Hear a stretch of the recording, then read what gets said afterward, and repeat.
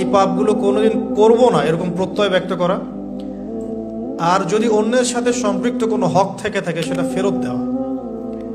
তো আমরা আজকে গিয়ে সুন্দর করে অজু করে 2 রাকাত নামাজ পড়তে পারি। 2 রাকাত নামাজ পড়ে আমরা আল্লাহকে বলতে পারি যে আস্তাগফিরুল্লাহাল্লাযী লা ইলাহা ইল্লা হুয়াল হাইয়ুল কাইয়্যুম ওয়া আতুবু ইলাইহি। আল্লাহ, আমি আমার জীবনের এই যে একটা বড় সময় তোমার থেকে দূরে ছিলাম, নামাজ কাজা হয়েছে, রোজা কাজা হয়ে গেছে, চোখের হেফাজত হয় নাই, জিনা হয়ে গেছে নাউযুবিল্লাহ, মাদকের সাথে সম্পৃক্ত ছিলাম নাউযুবিল্লাহ, আমরা মিউজিক্যাল ইনস্ট্রুমেন্ট প্লে করেছি, ইত্যাদি ইত্যাদি। এগুলো থেকে আল্লাহ আমরা আজকে তোমার কাছে তওবা করছি, ক্ষমা চাচ্ছি এবং আগামী দিনগুলোতে তোমার হুকুম আহকাম মেনে চলার তৌফিক চাচ্ছি।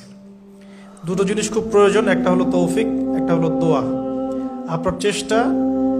আপনার প্রচেষ্টা আল্লাহর কাছে দোয়া করতে থাকা এবং আল্লাহর কাছে তৌফিক কামনা করতে থাকা। আল্লাহ পাক যাকে ইচ্ছা তাকে তৌফিক দিয়ে থাকেন। আল্লাহ রাব্বুল আলামিন যাকে ইচ্ছা তাকে তৌফিক দিয়ে থাকেন। যে আল্লাহর কাছে যত বেশি চাইবে আল্লাহ পাক তত বেশি দিবেন ইনশাআল্লাহ।